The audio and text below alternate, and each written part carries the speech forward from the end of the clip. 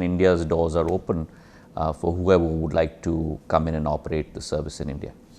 BSNL has turned positive on an operating basis. Their operating profits were roughly about 1,100 crores in 2021. That has doubled as of last year, which is 23-24 to almost 2,100 crores. Certain structural issues had to be taken care of in the telecom sector, which our government has made sure that it puts those guardrails in place. Bharat केवल 5वां देश है पूरे विश्व में जिसकी अपनी स्वतः की देश की बनाई हुई टेक्नोलॉजी है 4G के लिए। देश के अंदर 5G पर भी काम शुरू हो चुका है। टेलीकॉम मैन्युफैक्चरिंग जोन की भी हम सोच रहे हैं कि जैसे SEZs बनती हैं वैसे एक टेलीकॉम के लिए भी एक मैन्युफैक्चरिंग जोन बने। तो जिस देश में केवल 5 करोड़ मोबाइल बनते थे, आज 33 करोड़ मोबाइल बनते हैं।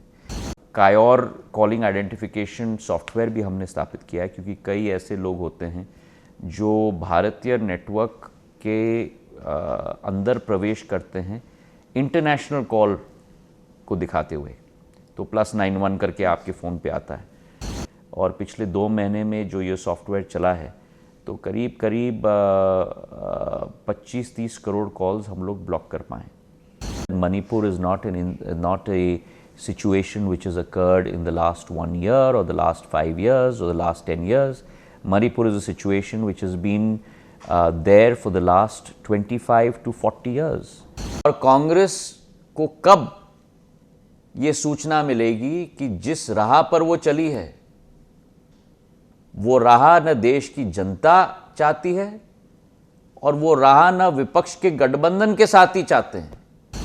इंडी ब्लॉक के गठबंधन के पार्टीज भी उनका हाथ छोड़ रहे हैं और उनका साथ छोड़ रहे हैं। Satellite communication is a buzzword now, and you spoke about it recently about the spectrum. Can you give us a brief sense what will be the future of this segment will be like, and are the players like Starlink going to come here? So, Naveenji, let me tell you that first of all, technology is ever moving and ever changing. Technology is extremely dynamic, and more so in the decade that we're living in. And I think that it's very important that India always remains abreast and in fact ahead of the technology curve. Keeping that in mind, today satellite technology for mobile communication is being promulgated across the world. It's a very complementary technology to other forms of technology, be it terrestrial in the form of OFC cable or mobile towers or otherwise. And in India, we have very clearly followed the route that the rest of the world has followed, which is to allow satellite technology to be permeated within our country. Last year in the Telecommunications Act, the awarding of spectrum on an administrative basis has been passed by Parliament. It is also from an engineering point of view and a scientific point of view not possible to auction the level of spectrum that is used in satellite, which is not dedicated to a single corporation or single entity, but is shared among various entities. Because when you have 6,000 satellites, for example, on a LEO or a MEO orbit, that spectrum is shared by a number of players. And therefore, that spectrum will be assigned administratively. Firstly, every party, be it anyone, will have to apply for a license, provided they conform to all the regulations and requirements of the Indian government. They certainly will be awarded a license. Post obtaining a license, they also have to get space approval from our organization, which is in space, because that allows for the orbital capacity of that entity's satellites to orbit the Earth. And finally, following the first two prerequisites, spectrum will be assigned administratively at a price which is not determined by this ministry, but will be determined by the TRAI. And TRAI is in the process of determining what that price will be, and at that TRAI determined price, finally then the spectrum will be awarded to all the licensees who want to enter the space. Today as we speak, two parties have already obtained that license, Reliance and Airtel through OneWeb. There are a number of other prospective licensees, and India's doors are open for whoever would like to come in and operate the service in India. Since there is a lot of interest on Starlink, so you are saying that it's open for anyone? It's open for everyone. Okay. Sir, another question is about OTT regulation. Is there any move or is there anything which is going on behind the scenes to regulate the OTTs? That is something that, to be very candid, comes under the domain of the Ministry of I&B. Having said that, there is, as you are aware, I have 6 advisory groups that I have set up, and this concept has come up from as a issue that they would like to discuss from the point of view of the TSPs. But as I said, it's not something from a regulatory standpoint that comes under the Ministry of Telecom. It is more under the Ministry of I&B. Sir, another issue which is related to your ministry, what about the revival of MTNL and BSNL? We are hearing a lot about it from a long time. But do you see actually it is happening? So after the government has really stepped in and brought in relief packages for BSNL, you have seen the results already flow through. When these packages were promulgated in 2021. Since then, BSNL has turned positive on an operating basis. Their operating profits were roughly about 1100 crores in 2021. That has doubled as of last year, which is 23-24, to almost 2100 crores. Top line has grown by roughly about 12% over the last 4 years, to about 21,000 crores. Expenditure has been curtailed to lower by 2% compared to 4 years ago, and therefore you have an operating profit. But it is very clear that telcos survive on their capability to provide the best service in terms of quality of service with the latest technology. And BSNL today is rolling out its 4G network. I've just taken a review earlier today. We have, as of date, rolled out close to about 65,000 sites, of which about 52,000 are on air. We have a target of rolling out 100,000 by mid of next year. As we roll out 100,000 sites, we will also be converting some of them to 5G as we go along. And it is also our imperative to improve our quality of service, and BSNL has come out with almost about 10 new products in the last 4 to 5 months, from evolving a spam-free network to digitizing their offerings, to providing multiple VAS, value-added services, to clients, to providing internet IP-based TV, the pilot of which is being run in Madhya Pradesh, to providing 5G as a service to sectors like mining. And therefore, BSNL is coming up the service curve very rapidly, and I do hope and I do think that it does have a bright future ahead. So I was just reading a quote of yours. You said that you are going to support telecom sector. Like it will be ongoing support to telecom sector. It also implies that private sector. So, sir, your government has a position that there is no business of government being in business. So, can you explain this, sir? We don't have any business being in business, but it's very important that we support our own companies, government-owned companies, and specifically in very critical sectors like telecom. It's extremely important in a large country like India with 117 crore subscribers that you must have at least 3 to 4 telecom players, and that's the reason we have supported BSNL. At the same time, please do remember that telecom today has become the main carriageway of development and progress worldwide, and to that end, we must ensure that this carriageway remains strong, and certainly certain structural issues had to be taken care of in the telecom sector, which our government has made sure that it puts those guardrails in place so that you have a very strong carriageway on which the content can then ply. Sir telecom sector आपने जैसा खुद बोला कि it will be the main fountain head of progress, तो telecom sector में manufacturing पर आप कुछ क्या कर रहे हैं सर बढ़ाने के लिए?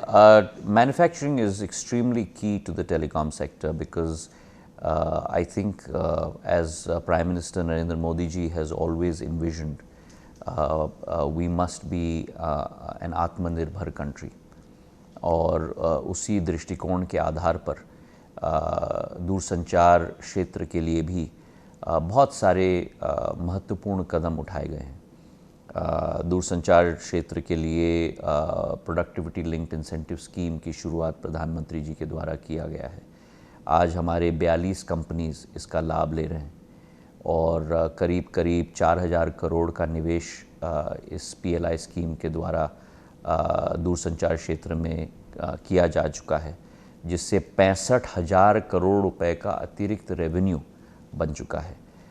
करीब 13,800 करोड़ का उसमें से आज निर्यात भी हो चुका है, एक्सपोर्ट्स भी हो चुका है, और करीब 25,000 नए रोज़गार के अवसर भी उत्पन्न हो पाए हैं। तो एक बहुत महत्वपूर्ण अंग दूरसंचार क्षेत्र का ये रहा है।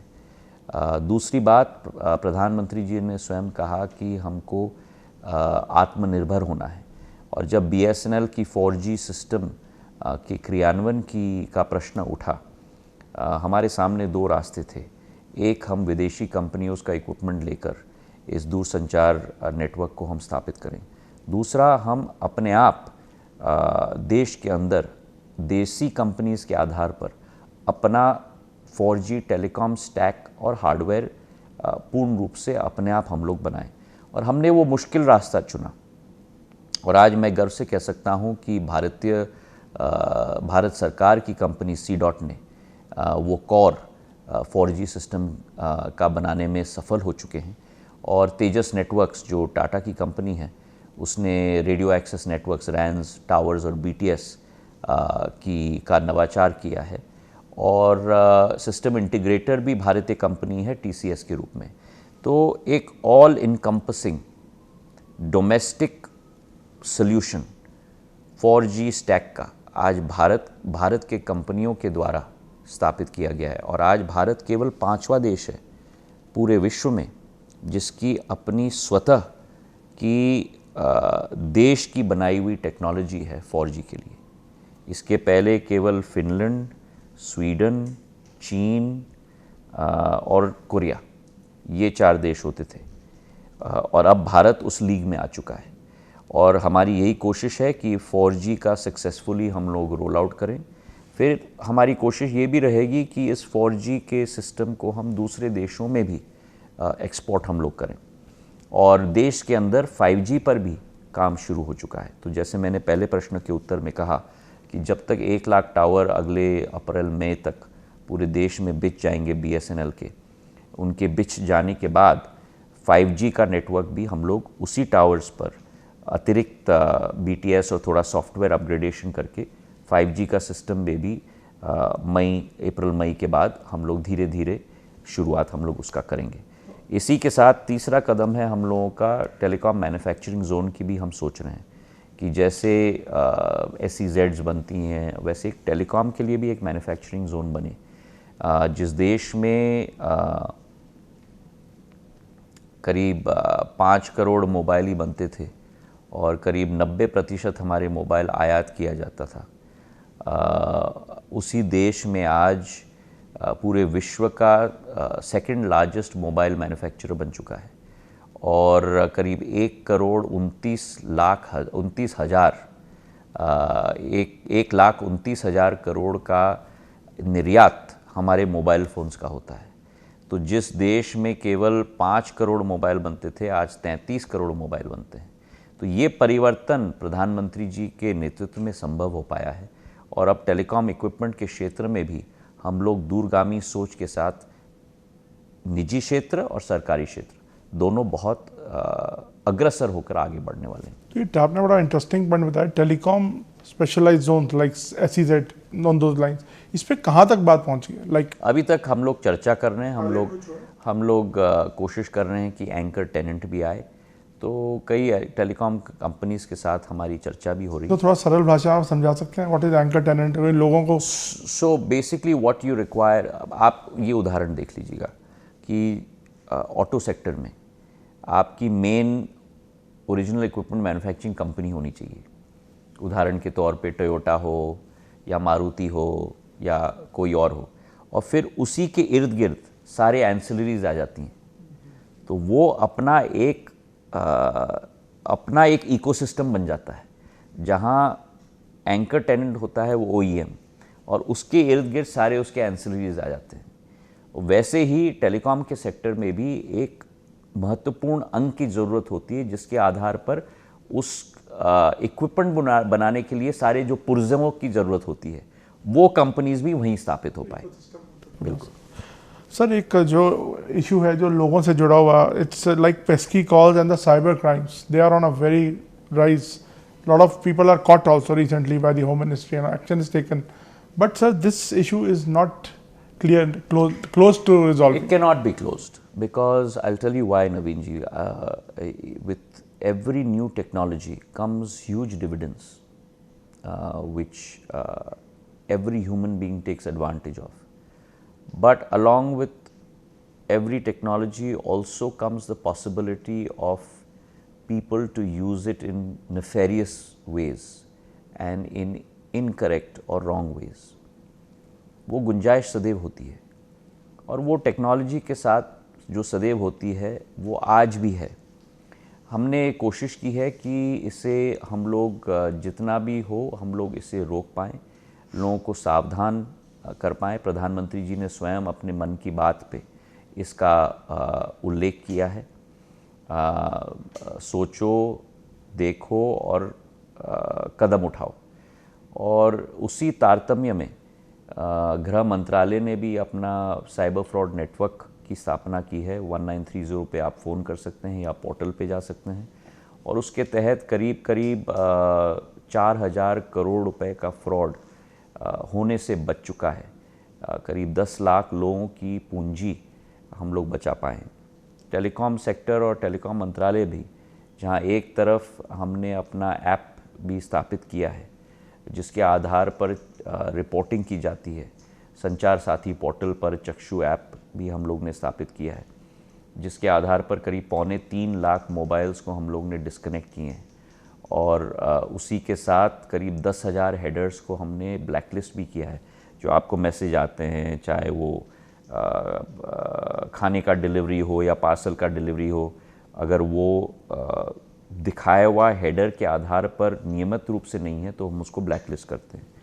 और कायोर कॉलिंग आइडेंटिफिकेशन सॉफ्टवेयर भी हमने स्थापित किया है क्योंकि कई ऐसे लोग होते हैं जो भारतीय नेटवर्क के अंदर प्रवेश करते हैं इंटरनेशनल कॉल को दिखाते हुए, तो +91 करके आपके फ़ोन पे आता है।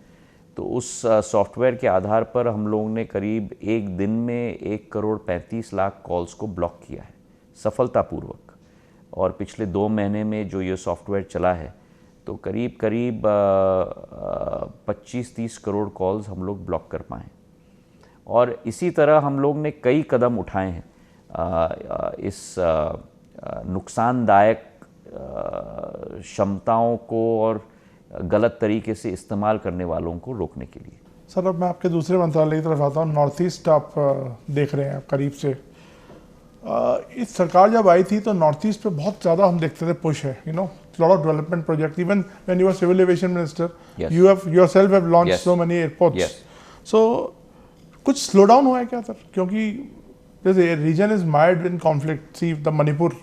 Do you think this is having an impact on? Naveen ji, actually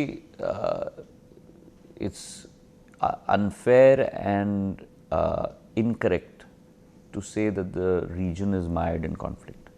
The Northeast has never been so peaceful in its tenure as it has been under the leadership of Prime Minister Narendra Modi. The amount of incidents that have happened in the last 10 years compared to the period before have fallen by almost 80% or so. The number of insurgents that have laid down their arms and joined the mainstream of growth in India in this region has grown by almost about 70 to 75%. The number of agreements and accords that have been signed under the leadership of Prime Minister Narendra Modi and Home Minister Amit Shah have been path-breaking. And most importantly, the amount of development and progress that has occurred in this region has been nothing short of astounding.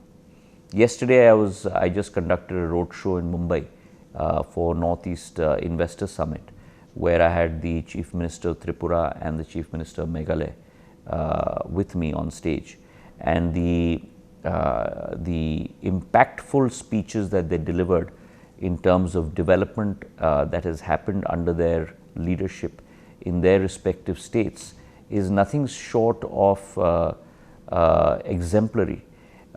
Let me give you a little bit of a inkling in terms of what has happened there. In the last 10 years, we have built almost 5,500 kilometers of national highways. A region that had only 10,000 kilometers of national highways today has 16,000 kilometers of national highways. In 60 years, what was built, 60% of that has been built in 10 years. 45,000 kilometers of Pradhan Mantri Gramin Sadak Yojana have been built in the last 10 years at a cost of 50,000 crores. That is as far as highways are concerned. If you look at railways, the pace of building railway tracks was roughly about 6.5 kilometers a month. It has now grown to over 19 kilometers a month. In the last 10 years, 2,000 kilometers of railway tracks have been built in the Northeast. 3 to 4 states are already connected by railways, and we will connect the balance in the next 2 to 3 years. 19 projects are ongoing, railways, close to about 88,000 crores worth of projects. Similarly, in my last portfolio in the area of civil aviation, we had 9 airports. Today we have 17 airports. We had 1,000 air traffic movements per week to the Northeast in 2014. Today we have 1,990 traffic movements in the Northeast, which means it's almost more than doubled. We had a single waterway for transport in the Northeast. Today we have 20 waterways for transport in the Northeast. So development and progress has grown by leaps and bounds, and that's why the first semiconductor fab that's coming up is in the Northeast is in Assam, the second in India and the first in the Northeast with the Tata Group, an investment of close to 27,000 crores. In the last 6 months, we have held 3 road shows leading up to the main investor summit, which we are planning to hold sometime in March, April next year. We've held road shows in Bengaluru, in Chennai, and yesterday in Mumbai. And through the 3 road shows, we've almost garnered close to about 45,000 crores in terms of MOUs and letter of intents that people are very eager to invest in the Northeast. So the Northeast is transformed. It is the growth engine of India. India is growing at a very fast clip between 6.5% to 7.5% per year. But the Northeast states are growing between 9.5% to 11% per year. And therefore, when Prime Minister Narendra Modi says that the Northeast will be the growth engine of India, that transformation, Naveen-ji, has already taken place on the Indian landscape. Think like Manipur, sir, is some kind of a... But I totally and completely agree with you. The central government is seized of the matter. Please also remember that Manipur is not a situation which has occurred in the last 1 year or the last 5 years or the last 10 years. Manipur is a situation which has been there for the last 25 to 40 years. So it's not something that has been created by this government. We are talking to all factions and we are trying to bring about an amicable solution, and the central government along with the state government is committed to finding a solution. My question, last question on this aspect is, like, you gave me a big data of numbers that a lot of transformation has taken place, but we are also hearing and learning from the reports from across the border, like northeast's border with China. The huge, massive infrastructure is built up there. So are we matching up with that, or are we keeping ahead at pace? My only response to you would be, today Prime Minister has taken the last villages across India, which were always known as the last villages of India, the last development will take place there. Whether it's in the northeast, whether it's Himachal, whether it is Uttarakhand, whether it is Jammu, Kashmir, Ladakh, across our borders. And he has renamed them as the vibrant villages and the first villages of India. And for the first time in the history of India, any Prime Minister has committed that every central government minister will visit the vibrant villages of India. For example, 700 ministerial visits have taken place just to the northeast. And therefore, we are very clear that development will start from those first vibrant villages and then go to the core. And that is part of my plan even within DONA. We are looking at the vibrant villages across the northeast states. We are looking at 100% saturation of any one single issue that we will take up, and we are committed to that. One nation, one election पर सरकार बहुत push कर रही है. आज हमने देखा bill भी आया. मैं आपको समझाना चाहता हूँ कि ये सरकार का पुश नहीं है, ये देश की जनता का पुश है.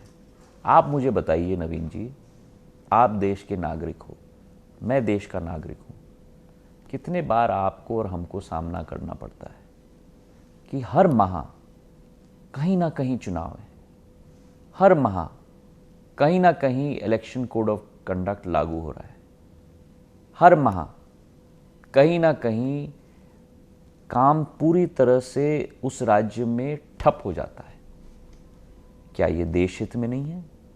ये जनमानस की आशा और अभिलाषा है कि बंद करो ये हर माह कोड ऑफ कंडक्ट और बेकार में पैसा खर्च, एक बार में सब कुछ खत्म कर लो और 5 साल हमारी सेवा में लग जाओ.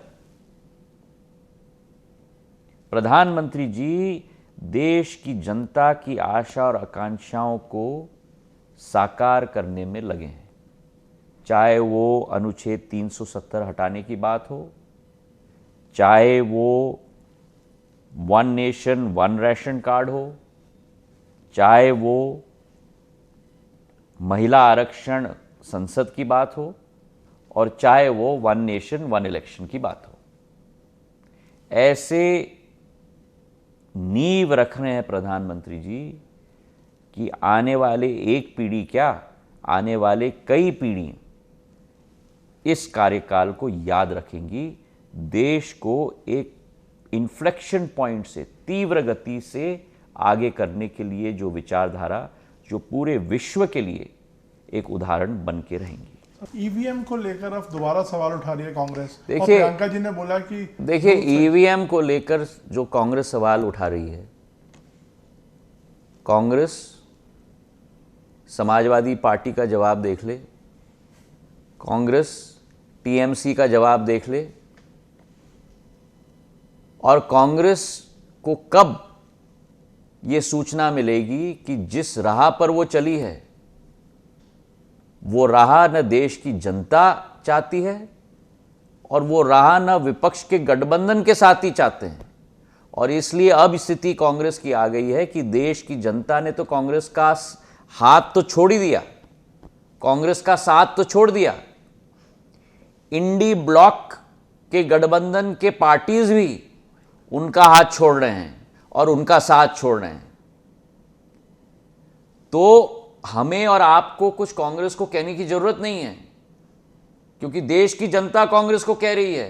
हरियाणा की जनता ने कांग्रेस को कह दिया, महाराष्ट्र की जनता ने कांग्रेस को कह दिया, और कांग्रेस के गठबंधन के साथी ही कांग्रेस को सिखाने की कोशिश कर रहे हैं कि अब तो जाग जाओ अपने कुंभकर्ण की नींद से।